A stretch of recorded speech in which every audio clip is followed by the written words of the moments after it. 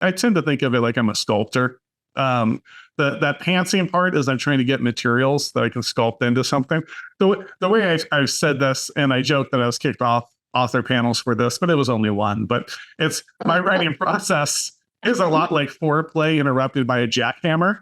It's like you're starting to get in the mood. You don't know where it's taking you. You're kind of too late and feeling good, and then all of a sudden, just all hell breaks loose.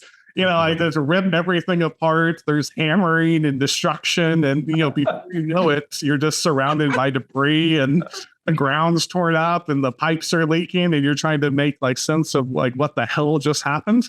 And then that's the point where then I start trying to cobble it together. And there's a lot of apologizing. I apologize to my psychic self a lot for what I've just done.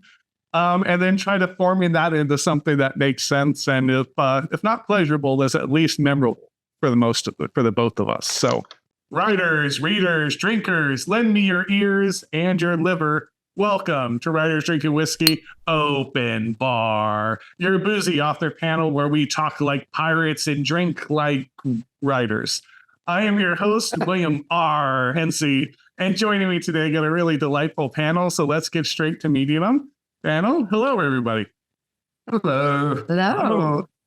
Very good. So, and as customary here for open bar episodes, I like to have a little fun with the introduction. So, we're going to be fairly easy today. But what I like to get is we can kind of go through, and we'll start with you, Linda, since you're our newbie here, and we have to put you through the ringer. So, if you can let us know, full name, what's your the writing accomplishment you're most proud of. And then the special game here is there's a new reading eHarmony app. I'm going to call it eReader Harmony. And you're signing into that app, and you got to list your reading turn on and turn offs. So let us know what you would list. So we start with you, Linda, then we'll go down the list to everybody else. Okay. I'm Linda Hull. My professional writing name is Linda Joffrey Hull. I also write with Keir Graff, who's in the bottom of the screen right there. Right together is Linda Keir. My favorite book is the next one I'm writing at all times. So, keeps me in the mood. And I just realized that today. That was a huge writing revelation I had this morning. And I had to fall in love with my next book. And I'm working on that right now. So I'm romancing my next project as usual. Let's see. I have to do this eHarmony thing. What's a turn on and turn off? A sense of humor in books is a turn on. So, and it's not easily accomplished always, but an awareness of something. And I don't mean the word, and I hate the word comical. So when it's there, but you're not writing it to be funny. It just comes out that way. And turn offs. There's so many.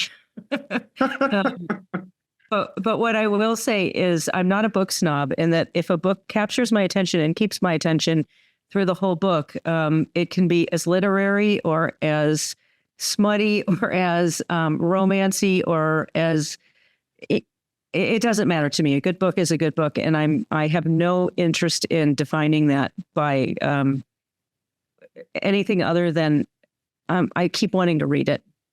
Mm-hmm. That's what I say. Awesome. Thanks for that. Sue, you want to take us from there? Sure. My biggest accomplishment is being this close to being finished with my second novel. Yeah. And it's so close I can taste it with my whiskey.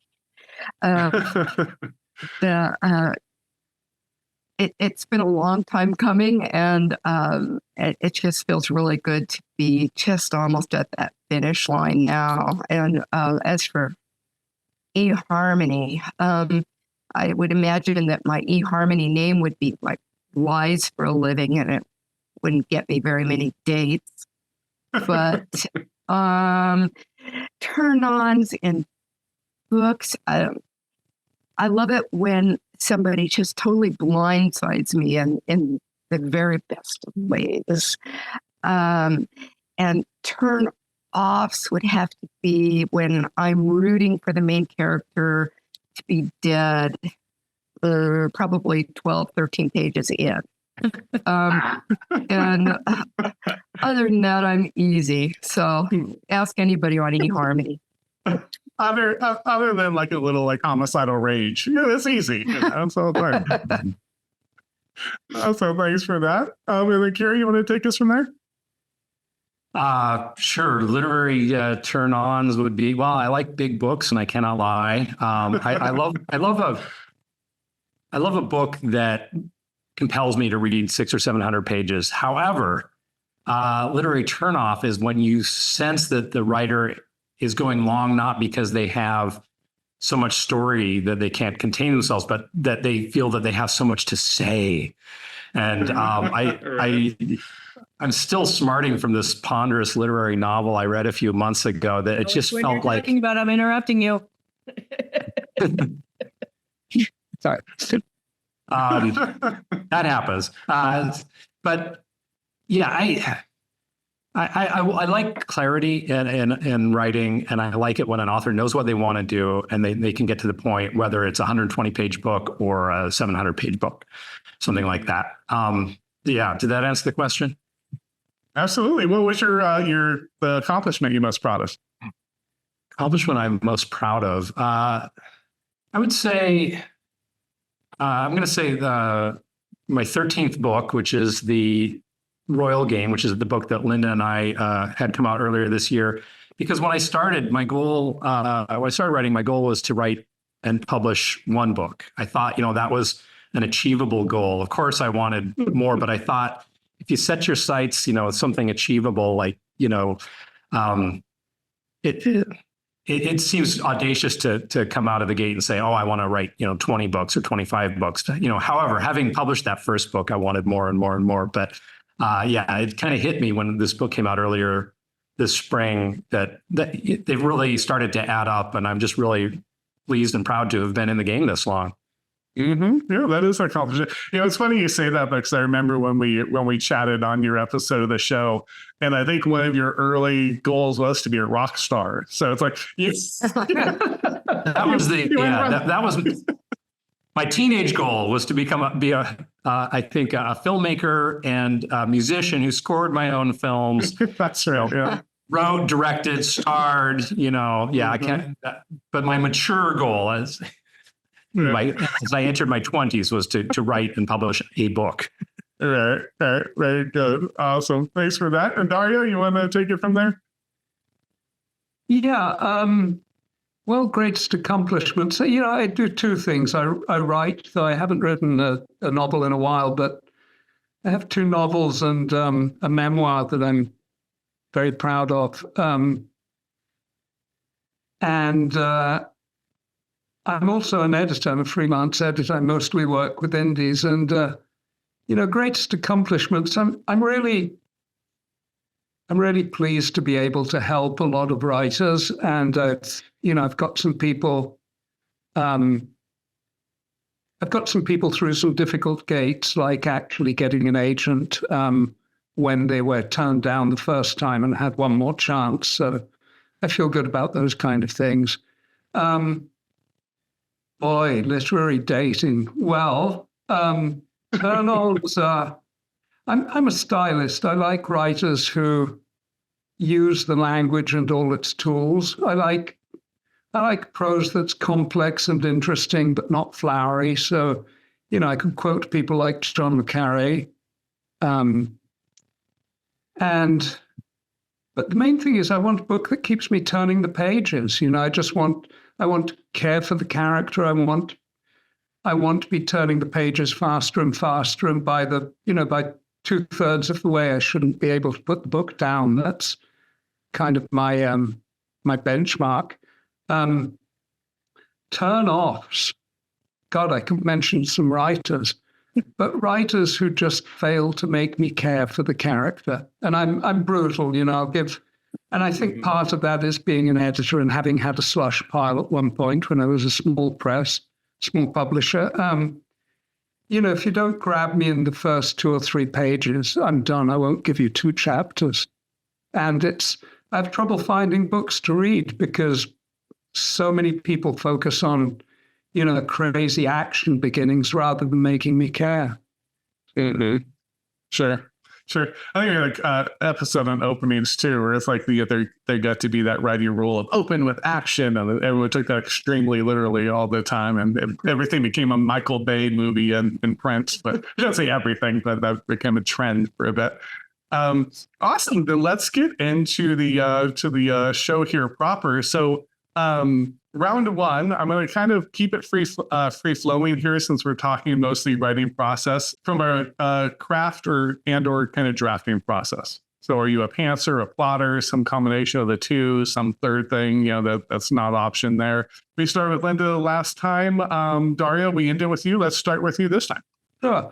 I'm really pretty much a confirmed pantser, although last novel I started, that got me into trouble, but I wrote 2 novels that worked very well and appear very tightly plotted just through pantsing.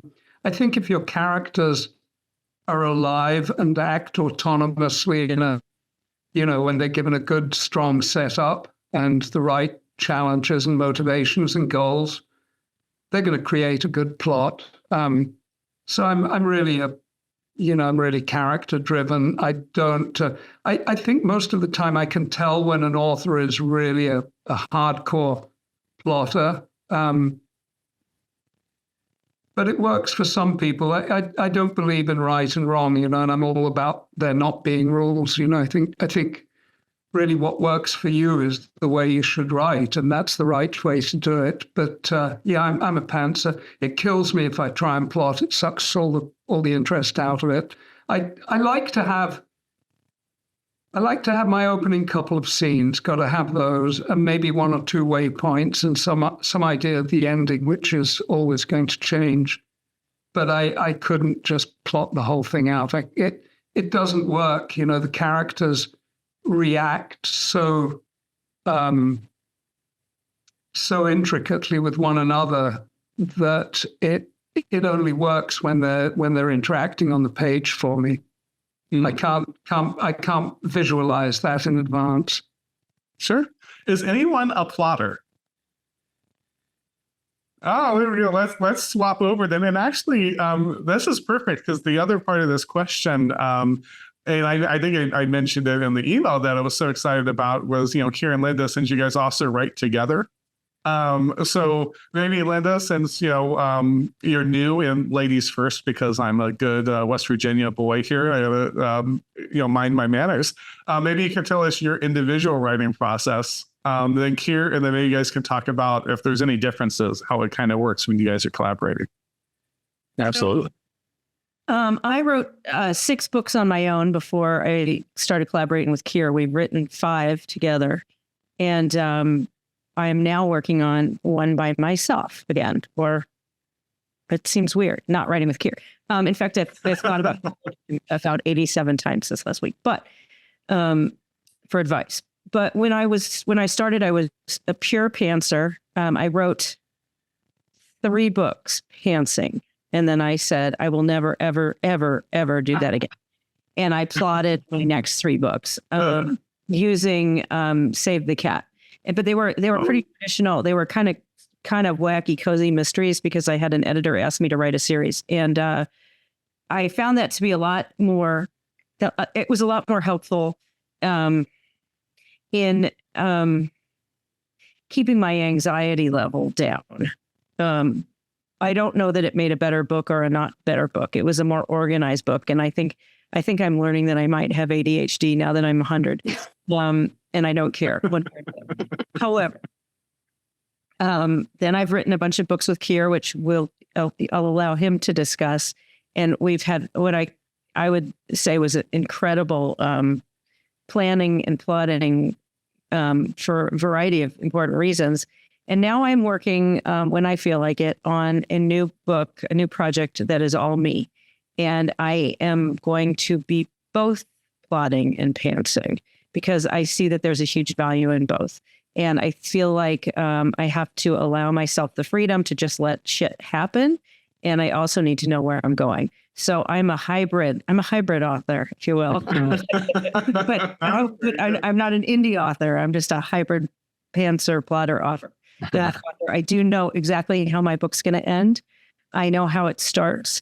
I know, I think I know how the book's going to break down, but it's going to be sort of such a wacky book, in a way that, wacky being another word that I hate when it comes to writing, that I need to allow my brain to just do its thing. And I think that that's equally a valid and important, in making magic happen. And that's what I have to say about plotting and pantsing. So thank you for that. You want to take it here? Well, so I've pretty much always been an outliner, but to different degrees. I mean, to me, if I don't know the ending, I'm so impressed and envious of people who can just, start with page one and just figure out where they're going while they're going. But I think, like Linda said, it would probably create a little bit of anxiety in me if I didn't know where I wanted to end. But that said, outlines are different for different projects. James Ellroy was famous for like handwritten outlines that are as long as most people's books. I certainly don't do that. Sometimes an outline is more like a beat sheet, and I just kind of have a general idea of the key action in each chapter. Sometimes it's been a little more of a paragraph per chapter, because I really kind of want to know the main stuff. That's because you get multiple characters in play, you get subplots. You need to kind of have a little more, and also too, I just think that I don't know. I tend to get very caught up in the scene I'm writing, and it's very important for me to remember the overall arc of the story. And in fact, I've done this thing so I spent nearly 2 decades at Booklist magazine. I retired from there I left in 2019 to write full time. But Booklist, for those who don't know, is a review journal of the American Library Association. And it's not like New York Times or New York Review of Books kind of reviews that are very long. They're very short. They're summaries of books with a recommendation for working librarians. They typically are under 200 words long. And ever since I've worked there, I've written a review in advance of the book I plan to write, because I find it very helpful. Maybe there's a little bit of kind of like, self-help aspect or something, kind of like give yourself some praise before you begin. I love that. Which I recommend to anybody, write yourself that starred review, plan to write a great book that's going to get great reviews. But more importantly, having a super short summary kind of helps me with my elevator pitch. But it also just is something, when all else fails, or if I feel like I'm going off the rails, I always have this simple description that I can go back to remind myself what I set out to do. And that's been very helpful. Now, when Linda and I started working together, that was, there's a whole story there. And, we were running into each other at writers' conferences, and an agent friend of ours suggested that we write a book together, and we kind of looked at each other with, like panic in our eyes. Even though I think we were both intrigued, it just seemed like, how the hell do you write a book with somebody? And of course, now I write books not only with Linda, but also with James Patterson. So now I'm a veteran collaborator. I really love it. It's second nature to me now. But at the time, Linda and I had to get on the phone and spend a lot of time just talking about, what would that look like? How would it work? What would the mechanics be? Because you certainly can't pants a book with another person, I don't believe. Maybe some gifted people out there can pants a book with 2 writers. That just seemed like a recipe for disaster. We decided early on that our format would be alternating points of view. Our first book was about a husband and wife. I wrote the husband, she wrote the wife.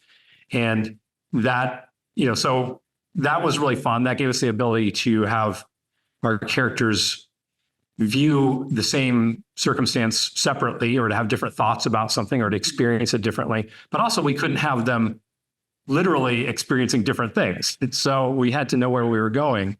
And what we ended up doing was over a 7-month period, I was still working full time. And so we talked on the phone over my lunch periods, a few days a week, maybe on weekend or an evening once in a while. And over 7 months, we outlined a book. And our outline when we were done was 20,000 words. So that was certainly the longest outline I've ever done. But I think that gave us this feeling of safety that like we really had broken the story down. We really knew what we wanted to accomplish. And of course, it did change as we wrote it, but it didn't change drastically. We also didn't know each other very well at that time, and so the subject matter was a little dicey. So we really needed to have all that in place to make sure we had our division of responsibilities on this book, and it worked out really well. And then our outlines took much less time from then on for the next bunch of books. Yeah, we still outline, but they're certainly not 20,000 word outlines. Sure. Well, it's funny when you first said it, when you said the agent or whoever it was, like, yeah, I should write a book. And then you looked at each other terrified. It kind of reminded me of you'll say it to kids, oh, why don't you two go out? Or why don't you two get married? They're like, what? And then you wrote a book about people being married, because it feels like it's not exactly the same thing, but metaphorically it feels very similar, right? You got to raise that book up together, like a married couple, would raise kids. You got to kind of figure it all out. The subject matter had a lot to do with the frightened looks as well, because the book was about swinging. So, we were both happily married to other people. Neither of us are swingers, but we're very interested in different experiences. I mean, writers, as a writer, you want to explore experiences that are on the edge or extreme. And that was one that we were both interested in from afar. Not personally. In a very academic way. But the idea then of I'll put a special caveat at the bottom here. Come up to us and when we're together at conferences and talk to us about their swinging experiences. So we have to kind of put that caveat on there. It's fine if you're a swinger, but since I'm not, I'm just great for you. Go find some other people.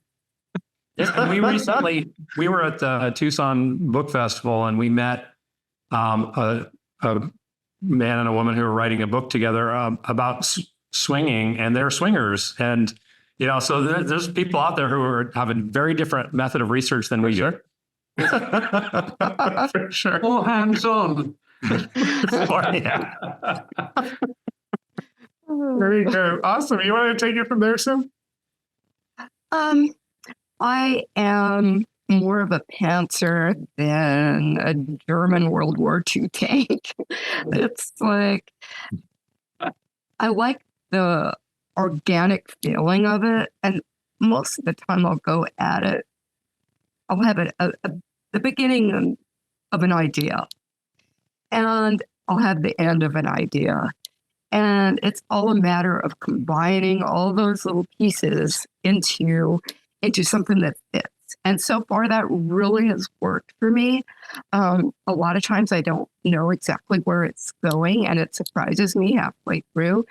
But I find that it's just more of a feeling of reality than if I try to have little Post-it notes everywhere telling me where I have to go. This way I know that I can deviate from wherever I am and go off in another direction if I need to. So for the most part, I pants my way through life, and it has worked for me.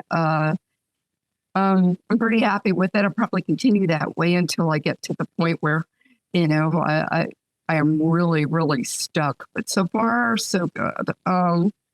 We'll see how it goes. Very good. Go ahead, Dart. No, what I find useful, I mean, I'm very much like Sue. I mean, to me, it's really to do with a strong setup and strong motivations, everything I said before. But I do find it useful. So I don't know if this kind of injects a hybrid note. When I've got my first draft, I do find it useful to do an outline after the fact. Just a sentence or two on each scene, which gives me a structural overview. And although, gosh, we could have a good discussion about Save the Cat, because I wrote a craft book which pretty much tears apart Save the Cat. Yes. But I do recognize that beats are important. I hit them unconsciously. I just that's how I work. But that structural overview, that outline after the fact, is very helpful in making sure that, you are kind of on the beat and you haven't got, you don't need a structural kind of redesign. So I do outline in that regard, but as I say, I just can't outline beforehand because the characters evolve. Although I spend some time creating my characters and doing all that nonsense, like writing little backstories for them, even their star signs and things like that, I can't really know them until they start interacting. And then I give them complete autonomy. Now, this has failed for me once. I've got a novel that's stalled right at 40,000 words because I just spun out so many subplots. And because I write very clean first drafts, it's not easy to take it apart. It's like I've got a pack of cards even at the halfway stage, or a house of cards. So I think, that the anxiety point you make is a really good one. I mean, the next novel I will have some anxiety over, but as I say, it just kills it if I try to outline. Sure. Well, I have that with no, go ahead, Kirk. I have a question for the pantsers, which is, people are always saying, I've heard this so many times that, in the innumerable writing conferences I've attended, where people say, at some point my characters were speaking to me and they were telling me, what they had to do and all that stuff. And to me, like, maybe I'm just not a great writer, but like that has never happened to me. Cause I always feel like I must create what, their actions are. But I am like, again, like that sounds great. Like, does that happen for you guys? Absolutely. It's like they run the show and I'm just sort of in the background tapping the keys. And I mean, there's times I'll wake up in the middle of the night. I know exactly where they're going. And so, by the time I'm halfway through, I feel like all of these characters have their own little lives that are real. I mean, I know these people. And, as a goal, it's like I want other people to know them too and feel like they're actual organic people that they could have met on the street and not, cartoons. And I don't know. I just feel like I get more of a sense of reality out of it by pantsing. I wish that I could plot more. I mean, I know people that have boards set up on their walls that look like something out of, a cop show. But and I wish I could do that. I do think that it would take a lot of the stress off, to know where I was going. But to me, this is where all the fun comes in. It's just letting the little people in my head run wild. Sure. And they surprise you. I mean, if the characters are doing the plotting, they're probably going to surprise you, which means they're probably going to surprise the reader. So I think that's a positive thing. But as I say, I mean, I don't think there's right and wrong here. We just are who we are, and whatever works is the right way to write. Exactly. Sure. Yep. No, that makes sense. Well, on that note, the Save the Cat thing, I've stepped far away from that, but I would like to point out, when it came out, it was kind of interesting that so many people were using it as a guidepost. And I do think it's a good guidepost for new writers. And a couple points that were made in the reading of that book that stuck out to me were that readers expect certain things to happen in the course of a story. And if they don't, it's unconscious, but it happens anyway.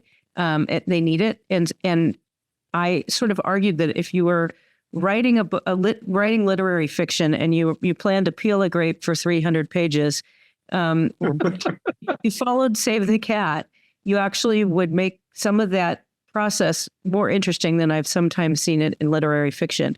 And if you went straight, if you're writing a mystery or something that's sort of already has a story arc, you're just making sure you're getting some of that stuff in there with your characters. So I think it's helpful, but I also think you can't be a slave to it. I will not be even thinking about it in the book I've written. And Keir and I talked about it during our first few books, but do we have, The Dark Night of the Soul, but do we have that? All that stuff's everywhere. That's just sort of, biblical writing advice. And but if you do have that flow, then you know your story has a beginning, a middle, and an end, and you're not getting lost on too many sidetracks or this or that, which can happen. I think sometimes talking about outlining makes it sound like a really rote exercise. And one thing I would say to anybody watching this who's kind of debating different approaches is that I think it's certainly different for Linda and I because we collaborate. And for me, the most fun part of writing a collaborative book is certainly with Linda is the part where we're kicking an idea around. And when we're outlining, it's not like we're sitting there going, well, did we have this bit? Do we have this bit? It's really just talking about a story for either, sometimes it's a couple of months, sometimes it's 7 months, but just lots of conversations, taking turns, taking notes. We delete far more than we ever. I mean, there's a lot of erasing going on, but it's such a creative, exciting moment to me when there's this moment where you're like, oh no, what if, or oh, I got it, and so those moments of inspiration happen, but it's not for us. It's when we're writing it together. It's not when we're crafting the prose, that ends up being a little more like, the drafting process, because we have an idea of what we want to accomplish in each chapter. So it's just kind of like moving that like moment of inspiration to an earlier moment. Sure. No, that makes sense. Like a mega brainstorm almost, right? You're kind of going through it and then just, jotting down bullet points. But I think I have a third way because I like Dario mentioned, like, I guess I tend to think of it like I'm a sculptor. That pantsing part is I'm trying to get materials that I can sculpt into something. The way I've said this, and I joked that I was kicked off author panels for this, but it was only one. But it's my writing process is a lot like foreplay interrupted by a jackhammer. It's like you're starting to get into the mood. You don't know where it's taking you. You're kind of too late and feeling good, and then all of a sudden just all hell breaks loose. There's ripping everything apart. There's hammering and destruction. And, before you know it, you're just surrounded by debris and the ground's torn up and the pipes are leaking. And you're trying to make sense of what the hell just happened. And then that's the point where then I start trying to cobble it together. And there's a lot of apologizing. I apologize to my psychic self a lot for what I've just done. And then try to forming that into something that makes sense. And if not pleasurable, is at least memorable for the both of us. So I'm not sure that helps anyone. You might be my soulmate. Because that sounds exactly like my solo writing.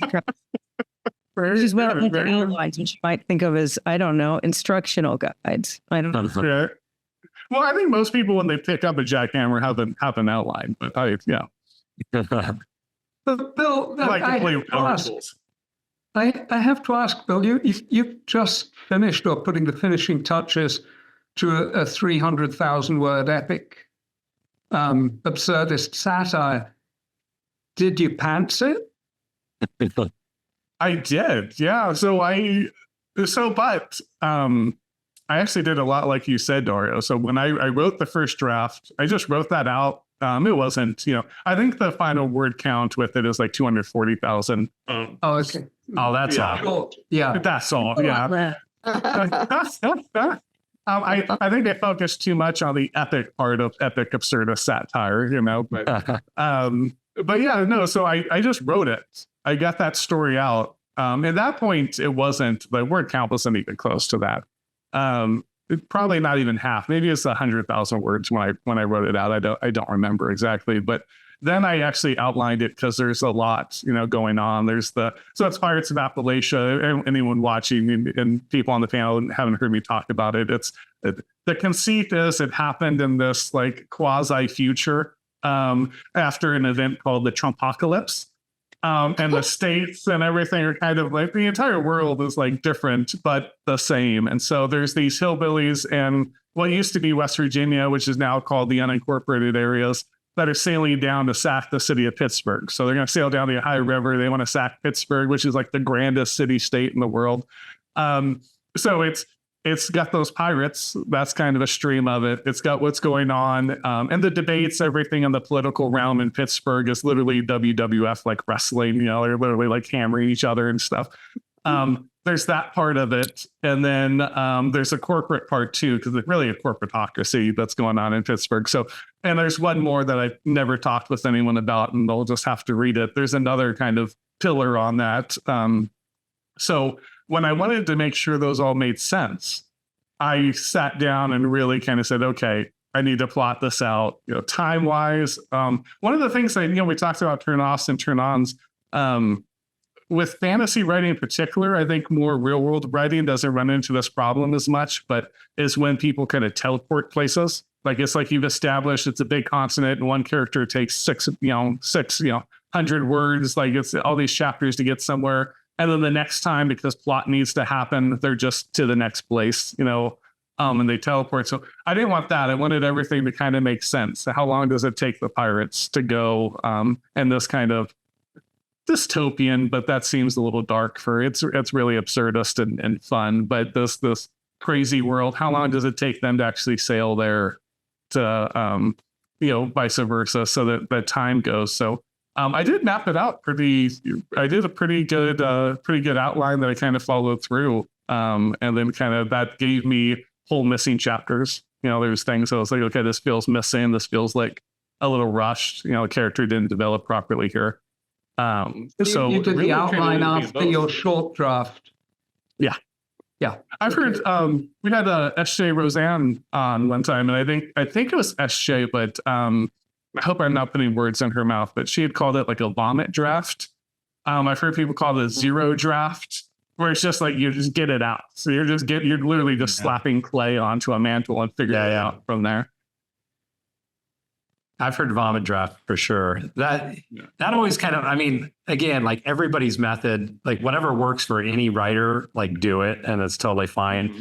I think for me, I started writing books when I had a full-time job and I had and little kids, and I had no time to write. And so to me, it was really important that hour a day, sometimes all I had was an hour a day.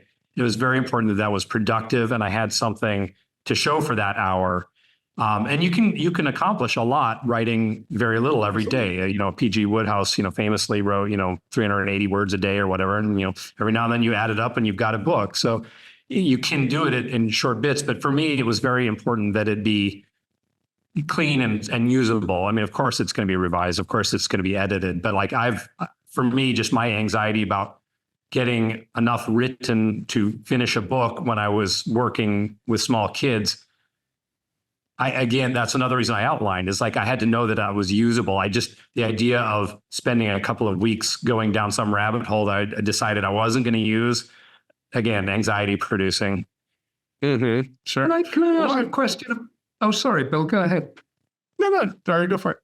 No, well, it may be a sidetrack, but I wanted to ask a short question about collaboration because they fascinate me and I love the idea. It also terrifies me, by the way. Does one of you have a veto, or do you just negotiate things if you're on opposite sides? Linda, do you want to share our method? Well, we don't disagree very often, which has been one of the beauties of working together. And because we've spent time outlining what's generally going to happen, very little happens that gets weird one way or another. But if we have something like a sentence or a little concept or some item that one of us loves and the other hates, we'll agree to disagree and see what an editor says once it's sold. And if it goes away, we have a big, ha, I told you so moment. One or the other of us really, really enjoys. But half the time we don't even remember what it was by then. No. It always is some little thing. It's always like language. It's funny because we really do hammer out the big character and plot stuff in our outlining sessions. And so when we do disagree, it's usually just like a few sentences at most. And it's funny because you can get very strong feelings about, language, but yeah, we just leave it for the editor. And then, and then sometimes you forget who wrote what line later on. So, people, I actually owe you an apology because in our last book, you wrote carpet tile squares, this is a good example. Those, you know, when you go into industrial places and they have those squares, and I've seen them forever, and I feel like I have a shadow. Sorry. I've seen them forever, but I've not known that they were called carpet tile squares. And Keir described something as having carpet tile squares because he was trying Just carpet tiles, yeah. it was a cheap building and it had carpet. And I'm like, that doesn't make sense to me. Carpet and tiles are two different things, Keir. And he's like, have you never heard of carpet tile squares? I'm like, I don't like it. Take it out. And I made him change it. And then I was at the gym doing yoga the other day in a room full of carpet tiles. And I was like, oh, whoops. Guessed who was right and who was wrong. It turned out it was Keir. But that's it. I mean, otherwise, and when we have things that do, I'm sure there are little things that are irksome in one way or another, but it doesn't matter. It's kind of a nice blending of styles in general and people and things and concepts in life, and it just works out. Yeah, sure. That's funny. It reminds me of when my wife and I were, we were friends for a long time. I'm trying to remember if we were dating even at this point. I think this was before we were dating, but she was going to nursing school. And she was like, oh, you know, I got an 80%. So I'm like, oh, you got a B. She's like, no, I think that's a C. And I was like, oh, no, usually like a B is 80 to 89%. Like, no. And so we're IMing at work, right? And then she goes, you know, she looks it up. And she goes, oh, you're right. It is a B. And so I literally printed that, laminated it, and had it hanging in my cubicle for years, until at this point we're married. We have a son. And she goes, and it's my last day there. She had left the job before that because she got her nursing degree. It was off nursing, but she got her nursing degree. And then she came with me, and to mess with me, she took it and shredded it. And I was like so hurt when I had that one time. Yeah. So she actually later for our anniversary made me a little plaque that said, you know, like I forget what it said. I had it on my office when I was working the corporate gigs forever, but it was like, sometimes you are right, and then a little asterisk, and then down in small print that said, when I allow you to be. But that's what it reminds me of. Also, so I wonder then, before we move to kind of like the writing routine aspect of it, does anyone write kind of, and I would imagine probably not with the plotting folks exactly, but does anyone write like non-linear? Does anyone kind of write like a first chapter, eighth chapter, come back to the second chapter? Is that on the table? I've done that before. And then connected the dots. There's just something that has to come out and be finished with. And I know exactly where it goes. So I guess I plot a little bit more than I let on. But so yeah, I jumped chapters and then fitted them in when it was time. But for the most part, it's fairly linear. And when I do come upon a chapter that needs to be written, it's almost a surprise when I come back to it. You know, it's like, oh, that's right. But for the most part, it's linear. Yeah, I like to write chunks, so never a chapter. Sorry, Bill. Well, I was just saying, I like to write chunks. So I'll have an idea for some dialogue or something. So I'll write chunks ahead, but I usually then get into the full chapter. But I have lots of, and actually it's like a nice little bonus, because when I get to it, I realize, oh, I already have like a nice little chunk. Exactly. Less work. And if you didn't write it right then at that moment, it wouldn't have been as good. You know, if you just would have jotted down a note and said, oh, I need to stick this in here somewhere, this idea, it wouldn't have been as good and clean if you wrote it out when it was fresh in your mind. Yeah. So, yeah, I don't know with me. Honestly, there's days where I have struggled, and it's like laying brick. I always say there's those days where you just have to lay brick. Right. And I will swear, then there's days where it comes easy and I'm like, oh, I'm such a poet. I'm so amazing, you know? This is how I think, you know?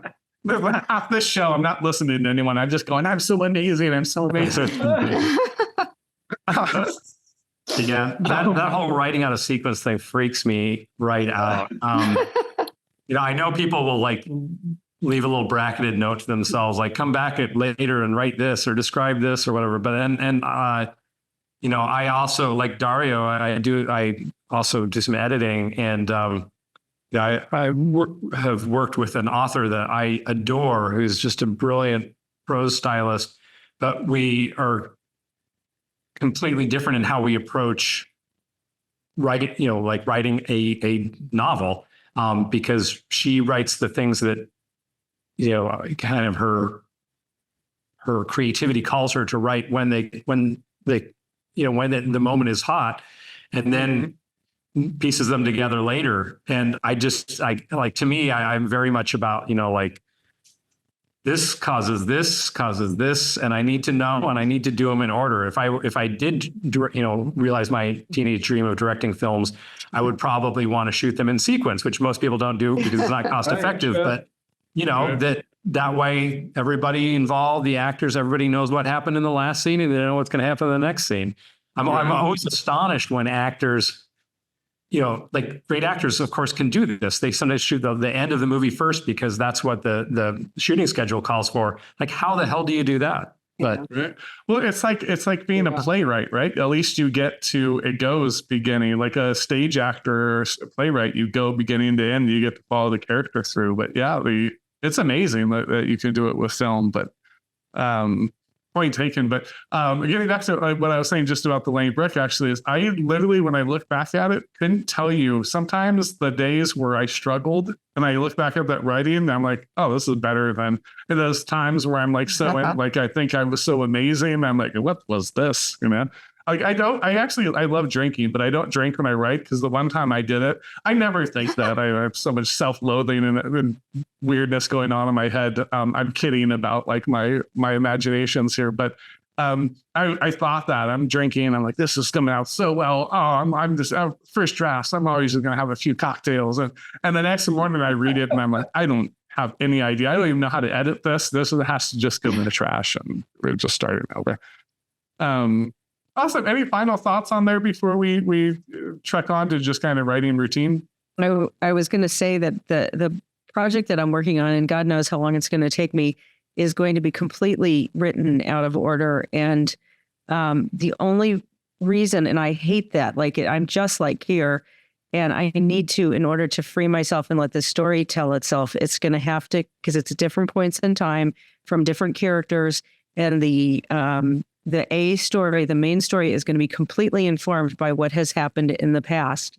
And the reader needs to know both to solve what's happening in the main story. And I keep trying to outline the main story because I want to know what's going to happen in that main story and then work on the backstory. And it's just not going to work that way.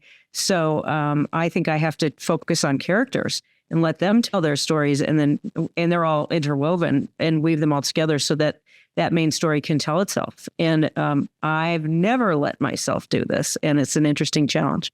So, don't say you'll never change, because I keep seeming to every time I read it.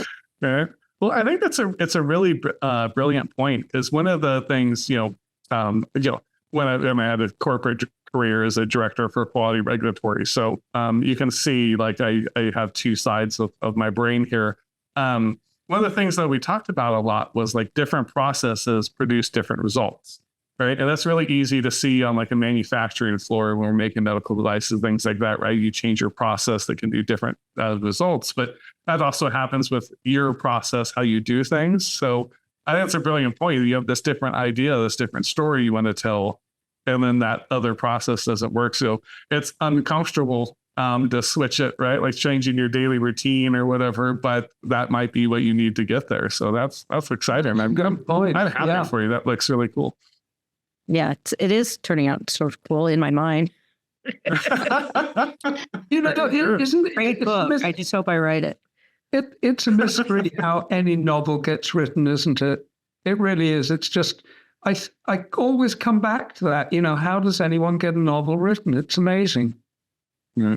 It's kind of alchemy. I really think of it a lot like alchemy. It's like you're taking iron and trying to turn it to gold or whatever, and somehow it works. Sometimes I mean, sometimes you can fall on your face, but it's a fun, magical process. I want to move this on a little bit to just kind of writing routine. I had on Michael Branch, who's a hilarious writer, humorist, naturalist.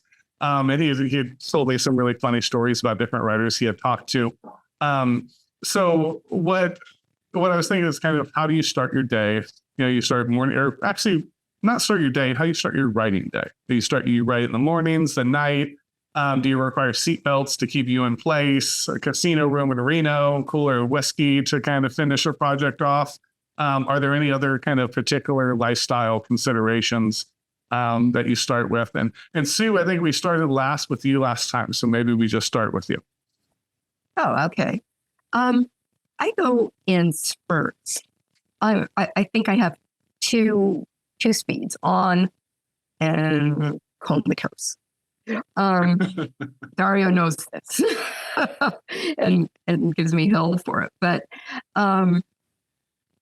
usually I'll get up in the morning, and I'm one of those people that needs coffee to make coffee. So I'll make my coffee kind of with the blur come out of my eyes and sit for a while and open my computer and get going. If I don't do that, the day will probably get away from me, and it'll be one of those, oh, I think I need more cream in this coffee. Maybe I should get up. And while I'm up, maybe I should do the dishes. I really haven't called my aunt in a while. It's time to do that. So I'll just, procrastinating is a thing I do the best. So as you said, seatbelts, I really could use one of those, that once I get going, it could be 12 hours sitting in the chair, and people have to remind me to eat. Wow. The coffee grows cold because I forget it even exists, and I'm completely in my head. And those are the best days. So it really does go in spurts. And when I'm off, like you said about laying bricks, that's exactly what it feels like. I feel like I need somebody to toothpick my eyes open, and just have me sit there and do it. And sometimes I do need a good swift kick in the pants to get it going. But once that pump is primed, it's full speed ahead, and I have no issues getting from point A to point B. But I wish like crazy I could be one of those people that writes from 7 o'clock in the morning till 10 o'clock, takes a break, comes back to it, does it some more. But I know I never will be. I'm just not that way. I have squirrels in my head that chase each other around. And I think that's the reason I write the things that I do, is because of these squirrels. So I'm not going to beat myself up about it, but my routine usually is either on or off. Yeah. And at the moment I'm on, big time. Very good. Thanks for that. Dario, you want to take us from there? Yeah. I haven't, because I had this train wreck with my last novel, I haven't written in a while, but the novels and nonfiction and short stories I have written successfully, I'm very much like Sue. I have to write first thing in the morning. I see it as having to write before other people's words get into my head. Mm-hmm. So I won't listen to the news. I won't read the news if I'm in a writing jag. I'll make coffee and, while I'm waking up, maybe read a few pages of poetry. I think poetry is a really good pump primer. Or a few pages of a favorite novel, some very good writing, and then I have to hit it. And I like that first few hours of the morning when, you're buzzing with the coffee. I think there are very few writers who can write for all day, as you were saying, so large chunks of the day, some romance writers maybe. And 3 hours is about my limit, 4 at the most. And, I'll get out about 500 words in an hour. But it has to be regular too. Everything I've written successfully from start to finish has been that first thing in the morning, no interruptions every day. Sundays, holidays, anything. It's just got to be daily. And I think that really facilitates, and Stephen King talks about this in his little manual, it really facilitates that communication between the subconscious, which some like to call the muse, and the conscious mind. You know, you're there at the same time every day and things mesh. You work together. I don't do well. You know, I have written a little later in the day or come in for an hour or two late and sometimes, but it doesn't typically work for me. Typically, it's got to be that first few hours until I'm burnt out, you know, it's usually about 1,000, 1,500 words. Okay. Awesome. Thanks for that. Keir, you want to go from there? Yeah, I'm quite boring in my writing approach. I'm a very 9-to-5 writer. I don't write all day because I agree that it's a rare and difficult thing to be able to sustain that kind of focus, creativity, that kind of output all day long. I mean, it'd be wonderful to have that. But I think, and mornings are important. And I think, I think it goes back to the way I kind of trained myself to write, because when I was writing my first books, I would, write for an hour before I went into work. And that's kind of what I could manage. Between parenting and the job and the commute and everything. And ever since then, I think the morning has just felt like the right time to write. And I also do think that it's very important to write before the kind of the cares of the day kind of, insinuate themselves into your brain, Yes. I can read a newspaper with my coffee and then or my breakfast and then go write. But I really try to avoid answering emails or, doing any chores or getting caught up in anything at all. And I really treat it like a job. I'm fortunate that it is my full-time job now. And one of the reasons why, you can certainly write from home, but one of the reasons why I took a writing, studio, an office in this magnificent building in downtown Chicago is I wanted that separation that I used to have when I went into an office. I always liked that feeling of, well, work is over, now I go home and now I can be kind of, my brain's in a different place. And it's not that I never write at home, but I kind of prefer not to, because I don't know. I think it's also just very helpful to be productive when you treat it like a job and you recognize that it's your job and you don't sort of wait for the muse to strike. I mean, talking about Stephen King again, when I was a kid, I was reading some profile of him in like Newsweek or something. And, he was talking about the muse and he said, my muse looks like Jack Webb. And he says, sit your ass in the chair and start writing,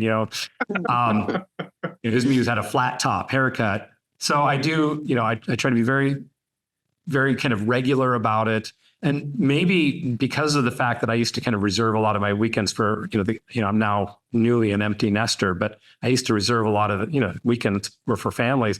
I still haven't kind of gotten back into writing on weekends, although I would like to get maybe not 7 days. I would like to get a 6th day of writing just to get that little extra productivity. But typically I write, I make my coffee. I try to be at my desk as early as possible. I take a train into the city now to come to my office. So, by 8 or 8:30, I'm at my desk and I can usually write until 11 or 12. And then I take lunch. And then after that, it's, the endless emails and business of, being a writer. Because I also do editing, ghostwriting. I'm co-host of a podcast. So there's just a million other kind of business things to do. But I try to, it's like that financial principle of like pay yourself first in your small business. Like allow yourself to do your creative writing first, I think is a really good principle. That way, even if you only got an hour a day, you did that, you now have to attend to like the business of living, but you carved out that time, you did some creative writing and you have that, and that can kind of sustain you until the next day when you can write again. But Seems like the common denominator is coffee. Would there be literature without it? We've all mentioned that. It makes me wonder. Coffee is important, very important. We've all found common ground, I think. I think modern society has found that common ground now. They're caffeinated, get going. So Awesome. Thanks for that, Keir. Linda, you want to go from there? Well, I was going to comment about when Keir and I are working on a book together, or have been, and our children were little, both of us. I just am recently an empty nester too. We had a really great system going in that I write at all times of the day, on and off, because I'm also a mom. And so I was always doing and running my house, because my husband has an insane work schedule. So it's sort of everything falls to me. So what we would do is I'd get up in the morning. Once the book's going, Keir and we're passing things back and forth.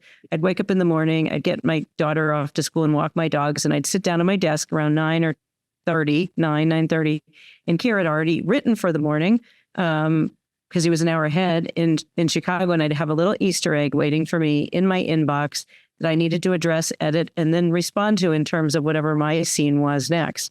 And it was a really fun back and forth. And then he'd be done working on our stuff for the day. That's back when he was at Booklist. So he'd work early in the morning. Now that I think about it, I'd wake up, I'd have my thing there. I'd email, I'd edit his, send mine.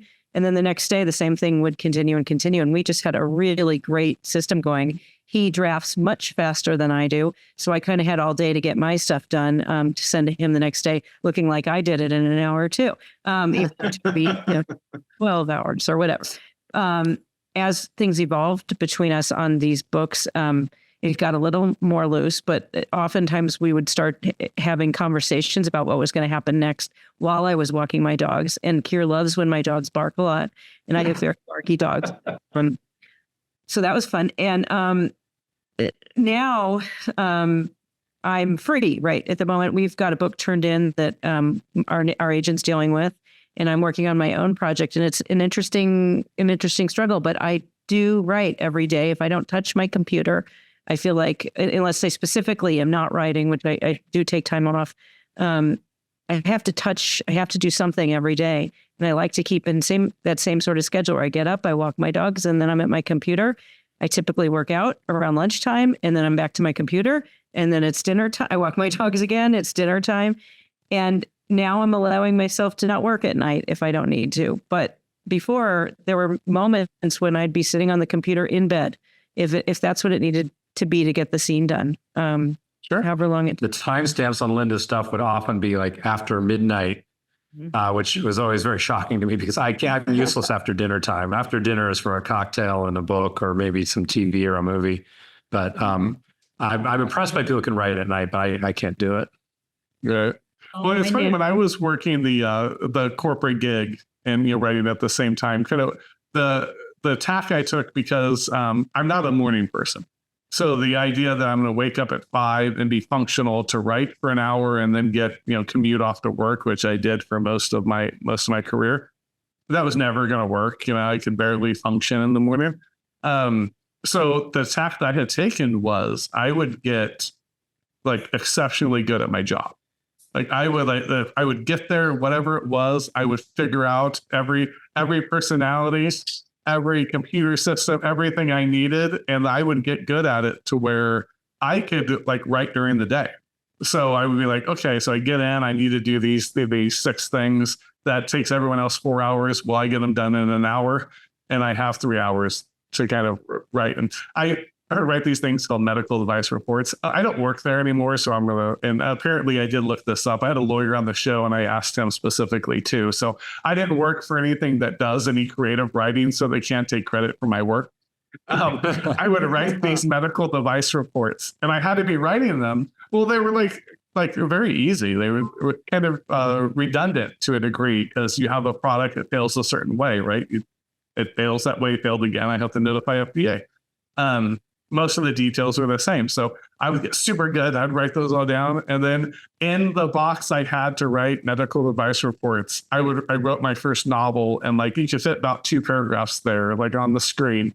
I wrote my first novel in those 2 paragraphs, copy and pasting it, and just sending it over. So I think it's lovely now that I'm writing full time. It's funny that you mentioned that, Keir, about having nighttime, because one of the things that I've been at this about 2 months now, going on the 3rd month, kind of full time here, is that I got into the, I need to be done like this week. I need to finish this novel this week. You know, I'm writing full time. Like I'm not doing all these other things. So why can't I just finish everything at once? And so I'm working at night, working, you know, evenings and everything. And it did get to be having that. I can see your point about having the office to go to. I haven't wanted to spend the money on the office as of right now, but there's the part that's just okay, I need to treat it like a job. And this is what I can get done. And actually, Linda, you mentioned like, I love actually writing for the morning, no matter what I'm doing. Even when I was working, if I had a lot of corporate stuff towards the end, it was a lot harder when I was a director to carve out time, but is to take a break and work out. I feel like that workout is such a brain reliever, like just no matter what, like there's a little bit of pain involved, you know, and you know, you go get your heart rate up, whatever, it kind of clears the mind. It lets the subconscious get on it. But yeah, it's hard for over the long run to kind of do the 8 hours. And I'm kind of useless now. When I was younger, I used to be able to work, you know, 10 o'clock at night. And when I was a single dad and had the 2 girls, I'd put them to bed. They actually remembered I had this little chair, had this little swivel, and they were like so bad about they weren't bad about it. They just wanted to like kind of push and kind of play together. So I used to sit outside their door so that they wouldn't like kind of play and try to trick you, you know? So I'd sit out there and they'd just see me writing and stuff. And so I'd sit out to write. Now I can barely function. I edit this show a lot of times at night because it's a lot easier just to kind of listen to everyone be brilliant and, you know, try not to listen to my voice, which drives me crazy. So that's my nighttime thing now. Occasionally I'll plug the show in and edit, but it's hard to get the words in at these profound hours. You know, I turned 46, so I'm really struggling this year. I realized I'm firmly mid 40s, approaching late 40s, and it hurt my youthful heart. You know, I always envied those people. We've been talking about times, but there's places too. I always envy those people who can write in Starbucks and cafes. It sounds so kind of romantic. I just would end up people watching, and then, you know, you worry about is someone going to steal your laptop when you go to pee, you know. I mean, there's all kinds of problems with it. And so I can't do that. And also I need quiet. I can't even do music when I'm writing. I need quiet. And also, you know, the idyllic author retreats where people go to a Greek island to write for 2 weeks. I'd be out on the fucking balcony watching the sea or going to the beach all the time. I wouldn't get any writing. Having some ouzo and best place to write is, you know, cheap motel room where you've only got a wall to stare at. Mhm. You don't want to be in a beautiful place where you want to be outside. Can any of you write in cafes? Oh, God, no. I have taken my computer with me when we've stayed at cabins or in different places like this, thinking, oh, it's going to be so quiet and I'll be so productive, and I'll get my computer out, I'll start watching the trees. Oh, look, there's hummingbirds. And maybe I should take a walk. And it never happens. And you're absolutely right about a boring hotel room. That sounds like the ideal place to write, where, you know, you've seen the picture on the wall in 1,000 other hotel rooms, and the bedspreads from 1974. And then I think I would be productive. But I have never, I'm never taking my computer with me again when I think that I'll be someplace where it'll be quiet and I'll be productive, because that's bullshit. I won't be. good. Where does everyone end the day? Do you just kind of write to like a certain hour, or do you try to finish a chapter? Like, how does everyone process the end of their day? I run out of words. I just burn out, and it's usually, you know, if I'm on, it's usually 3 hours and about 1,500 words. But I do think there's a lot to be said for ending mid-scene or mid-sentence, you know, or writing the beginning of the next scene. I think that's a really good strategy. Sure. Well, Yeah, there's I think I read a thing about brain chemistry that we hate unfinished business. So when you end mid-sentence, mid-chapter, whatever it is, your brain, the subconscious, will gnaw on it. So I've heard a lot of writers like mention that. I try. It depends what I'm in the middle of doing. If I'm editing, I do find a closed space. But when I'm writing, I do like to kind of finish wherever I happen to be. Right. But I'm sorry, Keir, did you start to say something? I've heard that advice a lot as well, and I'm very intrigued by it. It seems to make a lot of psychological sense. For me, I like a sense of closure. I like to end a scene or a chapter if possible. But yeah, similarly, I think I just kind of write until I feel like I've lost steam, and it sort of depends. Like, when you're nearing the end of the book or you're nearing the deadline, it's easier to find more steam. I think Linda and I were finishing our most recent book. There were a couple of days towards the very end where I was cranking out 3,000 words or something, which is ridiculous. And I don't normally do that, but you can dig deep, I think, when you're getting to the end of a project. Typically, I feel like if I write it, 1,000 good words, and by that, I mean, I've gone back over them and I've tightened and polished and done a little edit. I feel pretty good. Me too. Yeah. What about you, Linda? What Keir said. It just depends on where in a book I am, what stage the project's in, what I'm feeling. I can be up until 3 a.m, as Keir knows, and our strange timestamps. If there's something that has to be done and I need to get it done, I won't stop. And other times, like right now, when I'm at the beginning of something, where I'm content to just read over what I've come up with and get my brain into a place where I want to start writing about it in a really meaningful way, as opposed to a exploratory way about what's the subject. So it just depends. I write every day. I have to write. I bring my computer with me everywhere I go, except recently I went on a trip and I didn't bring my computer. And my husband said, what? You didn't bring your computer? And I said, I don't have anything to write about. And he was like, I think he was worried that I would have some sort of a mental breakdown, which, wasn't totally wrong. But I don't like writing in Starbucks because I listen to everybody's conversations and I get distracted. And if the music doesn't work for me, I don't like, but I've certainly written at my daughter's gymnastics class. I've written in my car. I've written waiting for who knows what. I mean, as a parent, I was a busy one and a driving around one, and my computer was always with me, not because I thought I was going to have any particular brainstorm and miss out on writing it, but just because if there's time to get work done, I'm going to do it. Yeah, amen. No, I understand you completely. That's what I would do too, is if you had the time. I mean, it's lovely to try to take, like, I know it's like King's advice. I've never read it, but I've heard enough people parrot it now to no, it's like get up at the same time and write it and write every day. But if you're a parent, you're working, what are you doing? So you give up? No, there's other ways to do it. You just got to find it. If you want it bad enough, you can make it work. You just have to, get rid of the perfection and make it happen. Yeah, I was just going to say that because I know you have a lot of newer writers who watch this. Just forget about rules. Just do what it takes to get your book written. And really, as Keir said, you write 300 words a day, you're still going to get a novel in a year. Yeah. Mm-hmm. Well, and to actually, though, I mean, I think that's true. You got to do what it takes, but. However, a piece of advice I give to a lot of writers, young and whatever stage of life they're in, kind of actually harkens back to something Dario said earlier, which is that there is if you can write at the same time every day, there is a benefit to that because it really is like training your brain to be creative at this time of day. And, I think any habit we can build, like you can build a habit of creativity.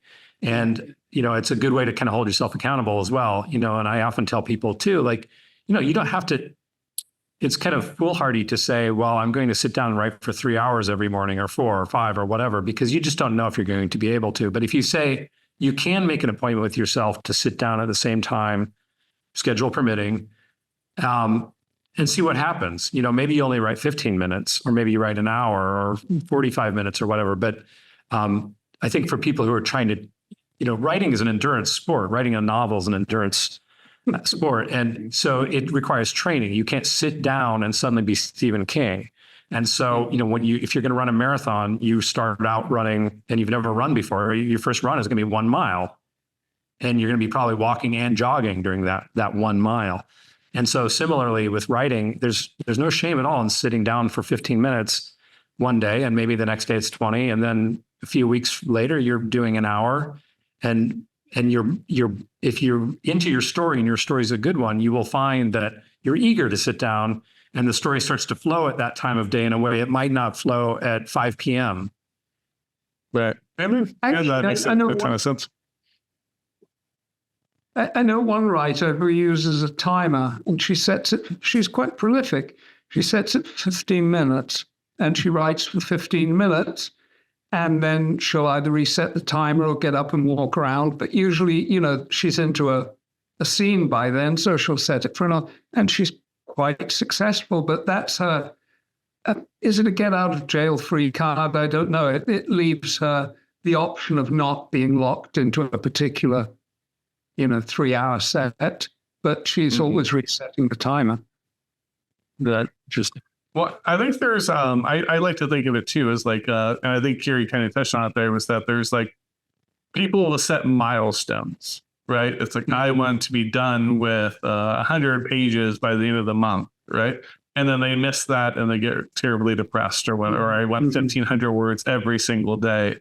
And I get it, because, when I was trying to kind of get through and push Pirates to the end, it's like it felt insurmountable, right? It's how do you get, like, if you're in New York and you turn left and want to go to the West Coast, you get there one step at a time, right? You get there 1 mile at a time, whatever it is. So what I had to do was turn off the allure of milestones and go, okay, I just want progress. So if I'm making progress and I'm moving forward, if that was 1,000 words today and 2,000 words tomorrow, or if it doesn't equal 1,500 words, I don't care. It's just, I need to move. I need to keep like pushing this forward to get to where I want to go. And if I get to Los Angeles in 2 months or 1 month, if you have a time frame, right, you have a deadline, that might be, be a little different. But I think sometimes you can use your brain chemistry. You can trick yourself, right? Like, our brain likes little rewards. So I actually, I tried it on like a computer, but I hated it. I have a little Post-it. Every day I have that Post-it I'm going to work on this, I'm going to work on that. And I try to keep it to what I can actually do that day, so I don't feel like let down when I don't finish it. And then I get to actually put those boxes and those X's in those boxes. So I try to find those little things. How can you get your brain working for you? Like, it mentioned the brain hates unfinished business. So if I can, I like to stop somewhere, kind of. People say mid-sentence. I have a hard time with the whole mid-sentence. It feels very contrived to me. Like, why would I stop in the middle of the sentence? I'm just going to write it. But if I can stop kind of more mid-chapter, then ideally, and then when I come back, I can go over what I wrote, and that gets me right into the end of that, and then into the next chapter. That works out great. That's, again, I don't like to be contrived either, because I think our brains also pick up when you're just trying to trick its sake. But I think those things help a lot if you can lean on the subconscious, and if you're there every day. I know people nowadays people hate saying muses. I don't, because I'm kooky. I like talking Bigfoots and angels or reincarnation, whatever you might want to talk about. But even if there's muses, right? There was the showing up. You do a ritual. Like, there's certain things you would always do for those things. And that works the brain, that works whatever supernatural thing you might be thinking, whatever it might be, that always helps. So anything else before we kind of move on to if you have a problem? Yeah. Go ahead. Yeah, I think another thing which is worth mentioning, and this may be more of a danger for the pantsers than the plotters, is mid-scene or mid-writing session research. When suddenly you realize you need to know the specific gravity of honey, as I did in one novel, and you disappear down the rabbit hole of research for 3/4 of an hour now. I wrote my first novel on a laptop with a broken Ethernet port, and I didn't have Wi-Fi, and that was great because I couldn't do that. But that can eat up a whole shit ton of a writing session for me.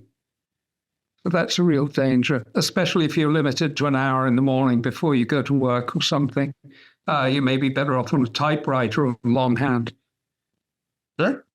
Yeah, and I think even if you have time, I know I've talked to lots of people that'll just, yeah. And, I think, and I don't want to belabor this because I know we're hitting close on time here, is that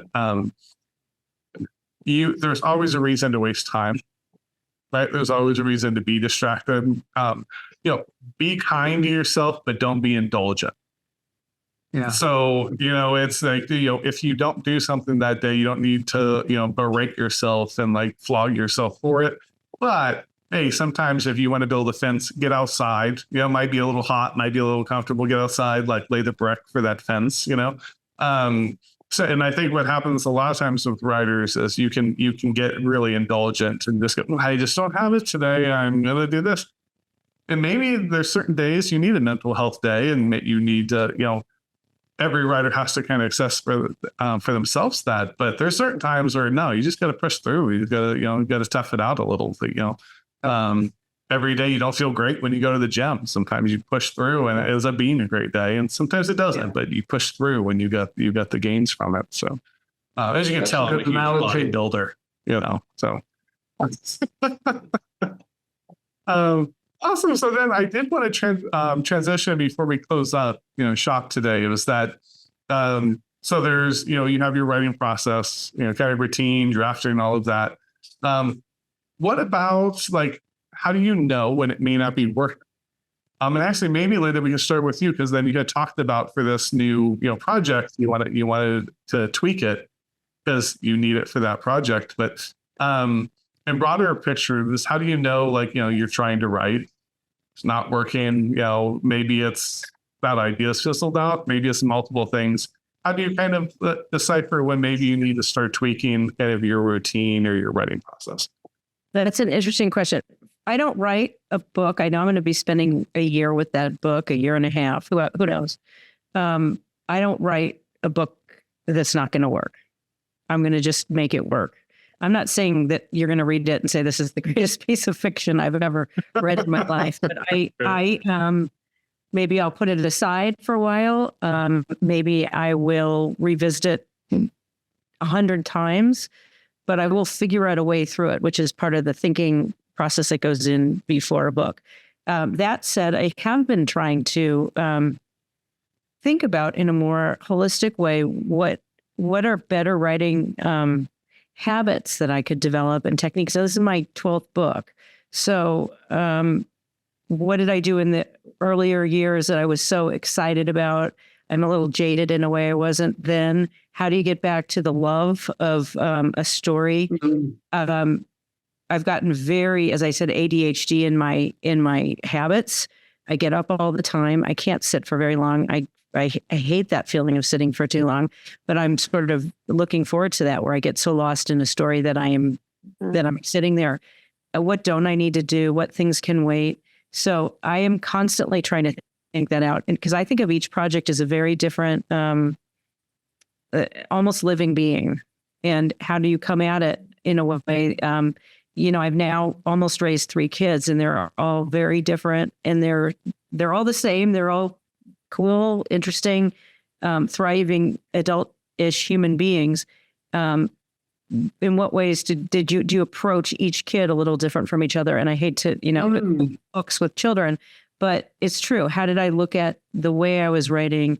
What are the parameters of it? So my answer is everything's working and not working at any given time. And how do you come at sitting on your ass for 2 years or whatever it is in a way that is working for you and working for your story, and more importantly, the people that are going to read your story when it's over. So good question. Maybe you guys have answers for that. I know what I'm doing, which is some different thing. And a lot of them are just to keep me interested in doing this hard thing for a period of time. I don't have Keir to call on this one, although it's hard not to, because it's so much fun. it is so much fun to bat around ideas with Keir, even if he doesn't get to write them. So, whatever.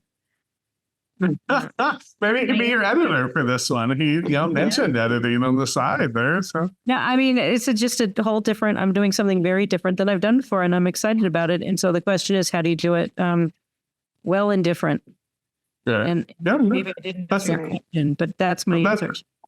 No, I actually think it was really what I love so much about it too is that there's also just the human capacity of it. You want to do something different to keep it fresh for you.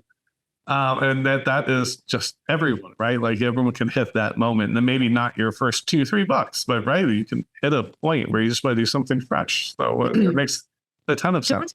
Don't you think you owe it to your reader too to be writing something like, I don't read series very much. I have, and sometimes I like it, but mostly I like to see what new fresh thing an author's coming up with. And I'm in a different little phase in my life than I was when I wrote my first 6 books and when I wrote 5 with Keir, so cool. Bring it on. Yeah, amen. Well, it's funny you say that because one of my what's the goals of the show are the reason like I had started this and everything. And there's multiple, but at the core of it was that I really liked back in the day when like you would go and you wanted to watch Spielberg's film, not to watch the next Aliens or E.T. or whatever it might be. It was that you wanted to see what he would do. Like, what's the storyteller? What are they going to do? And that, I think later years here, it's become very like, okay, well, this writer writes thrillers and this writer writes fantasy, and you pigeonhole everyone. They only do that. And to me, I would like look at it like, no, like let's love the storyteller and let them kind of guide us to what they're doing. So I applaud you. I think that's really cool. I'm excited to see where that goes. Anyone want to take it from there? Like she had a question and I started blathering because I think that the thought of it being a living, breathing creature is brilliant, really. And, you get into your book, and if it's not breathing, you know it. And if you know it's not breathing, everybody that reads it's going to know it too. Yeah. So you kind of have to go with that gut instinct. If it's not working, I feel like I know it, and I need to go in a different direction. And for me, most of it is just making myself be aware that everything that I write down is not the most brilliant thing in the world, and going back and being a little bit picky about the words that I put on a page is a really good idea. And so I feel like if I can be productive that way, I'm moving forward. And if I'm not enjoying what I'm doing, why do it? There's a love of writing, and I got started a little bit later in life doing this. But I find myself just sitting at my computer and smiling and thinking, this is the most fun I've had all week, and if it wasn't a good time, seriously, I mean, life is short. Why do it? So for me, that's pretty much it. If it needs tweaked, I can feel it. And if I don't feel it, Dario shows me where it's going to be. I'm all right to tweaks it very loudly at that, but taking criticism as a new author is sometimes really hard, but you get to the point where it's a good thing, and you take it not to heart as criticism, but in a way to make you better. And I feel like I've come a long way in those couple of years. So there's no way that I would stop, because this to me this is better than bowling, guys. I mean, I'm having a great time with it. As long as it's fun, it's there. I don't have any qualms about thinking that I'm going to be, this best-selling author or this millionaire, but a good time is worth that. Sure. Well, we've talked about it on the show before, but I think sometimes there's the, you mentioned bowling, right? Like you can go enjoy bowling without thinking you're going to be the next, 300 right. bowler on the Right. tour, right? Like Right, everything doesn't have to be, you're the best in the world. I can bowl versus- 106 and have just as much And fun as a enjoy it. professional bowler. Exactly. Yeah. Yeah. So I think there's the tendency to professionalize things that you don't always have to professionalize. Yeah. Right. So if you Exactly. do, like, you were talking about, when they started writing full time, yeah, then it's a profession. Treat it like one. Mhm. But everyone does it. That's not the road for everyone. You That's don't always right. have to do that. So that makes perfect sense. So how do you guys manage just difficult days? So, like, there's those days where, you get to the office, you've rode the train and you've gotten the Keir door author alley, you open it and it is not coming. Like, assume, well, it's going to vary for everyone. So I won't say assuming anything, but how do you guys just manage that to where it's like, it doesn't feel so much like a process thing necessarily, but you're just struggling to get anything done? Anyone can go, just jump in. I think that's Sue talked about enjoyment, and I think that's, at least for us pantsers, that's a point where it may be a good idea to switch to another scene where you're going to have more fun, Right. and ditch the difficult one for the moment. But joy and passion is really important, and as Sue's editor, I can just feel the fun she's having in her books. She's having fun. And was it Elmore Leonard who said, "I don't write the boring bits"? If it's boring you or it's very hard work, well, some scenes are going to be hard going technically, or for good craft reasons. But it should really be a red flag, I think, if you're having a lot of trouble with a scene or a character. I think a discomfort in writing is always a red flag, and I always look at character for the problem. I think most writing problems are character problems for me. But it should be fun, and yeah, that's all I have to say on that. Yeah, I think I shouldn't answer. I'm the bad person to answer that, because I wrote for money and for deadlines for so many years that fortunately it's a skill people can develop. Like I can produce even when I'm not feeling great. And actually, Bill, like something you said earlier, is that to me, looking back, the prose you produced on a day when you weren't feeling it is often not obvious that you weren't feeling it that day, and the day you were feeling great, it probably doesn't. Right. It's probably not as great as you thought it was on that day. We tend to, I think, the quality of our prose is not swinging wildly with our emotions. Like if you write regularly, it's going to be within a margin of error with 10% or something. It's going to be okay.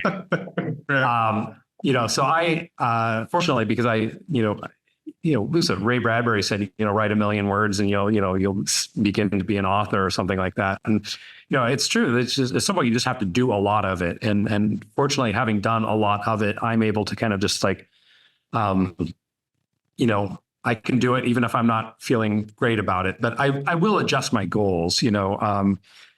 If I'm feeling great, I will write more. I'll write longer, and if I'm not, I'll kind of cap it at the first logical stopping point. But I do, if I'm drafting a novel and I have a goal of completing that novel, and I have sat down with the intention of creating some fiction that morning, I'm not going to get up until I've done something. And yeah, maybe that stuff will be revised more heavily the next day.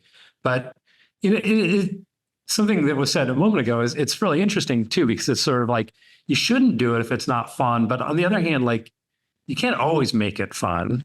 And if you're bored, yes, readers are going to feel your boredom. I've had people say things like, if you're feeling kind of bored with your story, you know, have your character, even if you're not going to keep it, have your character do the exact opposite of what you were intending them to do, and then try to write your way out of it. I mean, I think you can almost sort of like shock yourself into like being more engaged. But I do think that if you're feeling bored on or unengaged on more than one occasion, I do think that's a problem with your story, and you maybe need to take a few steps back and think, like, is this a today problem, or is this a problem with this book or this project? Right. And if I can really briefly kind of plug another project I'm doing, but it really ties in. So one of my other collaborative projects is I do this podcast called the Filmographers Podcast with a great writer named Michael Moreci, and we're in our first season. We're halfway through, and the whole idea is that we take a film by film look at a director's entire output. And so we chose Steven Soderbergh for our first season. And one of the reasons we chose him is he's not one of those guys. He's not a David Fincher whose every movie has his stamp on it. We chose him because he's more of a generalist, and he kind of applies his talents in a different way to the problem at hand. And one of the reasons I really wanted to do that is because I consider myself to be a generalist, and I wanted to learn from him. And he's a really interesting case because his first movie, Sex, Lies, and Videotape, was a huge hit. And you know, Remember that? One can, and so suddenly he's out of nowhere. He's this little independent filmmaker who kind of kicked off this new wave in independent filmmaking. And yet his next several films were failures, like commercial failures, and to some degree artistic, not, I hate to call them failures, but they weren't total successes artistically. And he made several films after that. And he said he was on the set of his, I think it was his, if I'm counting right, his fourth film, The Underneath. And he knew right away they were just starting. And he's like, this isn't working, and I don't want to be here. And yet he had to finish the film. And the film did poorly. Nobody loved it. It's almost forgotten. And so what did he do to reinvigorate himself creatively? He went back to his hometown of Baton Rouge, and with no budget and like a small handful of friends, he made kind of a home movie. Like he made a quirky independent film that they kind of made up as they went along. It took months. And that way he kind of got back in touch with what he first loved about filmmaking, and that reinvigorated him. And, we now know he's one of the most successful directors working today. And I often think that that's a very useful model, that if you're falling out of love with what you're doing, you need to maybe even make a geographic change or whatever, but like you might need to make a big move to figure out what it was that made you fall in love with writing so that you can love it again. Yeah. Amen. Thanks for that. And I'll link up the Filmographers podcast is awesome. I've caught a few episodes. I'm sure I'm not caught up completely because I like everything shiny. Big ask. So I will listen to filmographers, and I'll be like, oh, Bigfoot. And I'll be like, military attack. And I like this. There's no rhyme or reason to the things I do. But no, I think that's a great, because I think sometimes you can get bored with something, but you're so close to it, it's hard to see someone else would, right? I'm bored with this mountain, but someone can see that mountain from afar and be like, that is the most gorgeous peak I've ever seen, When I was writing Pirates, after I did that outline, I went through each character and just wrote that character through, so I could really follow through their character development, exactly what's happening, and edited that way all the way through. And there was one character I got bored with. I don't think the reader would ever have gotten bored with them because they weren't reading every one of his chapters one by one. They were broken up. But I was bored with it. And I was like, oh, because it jumps point of views by chapter, not within, because the whole head jumping thing makes me nauseous. So I don't do it when I'm writing. But I'll go by chapter. So I was like, what if I took one of the other characters in the chapter? And he has a dog, Chelsea, that's there. And I was like, what if I did this? Because it's an absurdist satire, right? What if I do this from the dog's point of view, randomly here? What would this dog think? That's been here, this old dog that's been dealing with all this absurdity this whole time. What does the dog think about all this? And that was fun for me. And then I realized, oh, that's also fun for the reader. They got to they get a little thing. I don't think they would ever notice that character, he pops up every 4 or 5 chapters, whatever it might be. But it made it fun for me, and that you have to do something to kind of keep you mentally and emotionally engaged, as well. So I think it's really careful not to be self-indulgent, right? Like, be kind to yourself. Absolutely. You got to know when you're just being indulgent. Like, sometimes do the work, Yeah, you do. And also, we're very lucky that unlike, live musician, we have the magic of the rewrite on our side. Right. We can rewrite it as many times as we want or need. Yeah. Absolutely. Awesome. So any final thoughts here? I think we flogged, the writing process as much as we can for the evening. Anyone else want to chime in with any final thoughts? I think we solved all the problems. I mean, right? What else? Yeah. Right. Yeah. It's, as Click and Clack used to say, just send a $20 bill in the mail. I'll give you my address. Right. Extra shots. Question for the audience. What is your writing process like? Are you a pantser, a plotter, I'm not a writer, I just tune in for this like handsome rogue who blathers on and on, especially at the end of shows? Let me know in the comments, especially if it's that last one. It's a little hurtful, a little nice, and that's how I like it. Thanks, everybody, again, for tuning in. Of course, like always, the very best way if you'd like to support the show would be to pick up a book. So I'll include some links there in the pinned comment. If you like your Writers Drinking Whiskey to go, the main show is on podcast form. Open bar coming to podcast form near you soon. So look out for that. And if you want these open bar episodes sooner, you can check us out over on the Mean Green Rumble machine. I have as an attempt to build up a bigger audience there. We have the open bar episodes pretty much as soon as they're edited. So you'll get those pretty much, first run straight away. They will, however, continue to be here on the YouTube box. That doesn't always like me so much because I talk about everything. Apparently there's topics that you're not supposed to talk about. And I didn't get a memo. So we go on. Anyways, thanks again, everyone, for everything. You guys have a fantastic day, afternoon, night, wherever you are when this video finds you. It's been a pleasure, and cheers, everybody.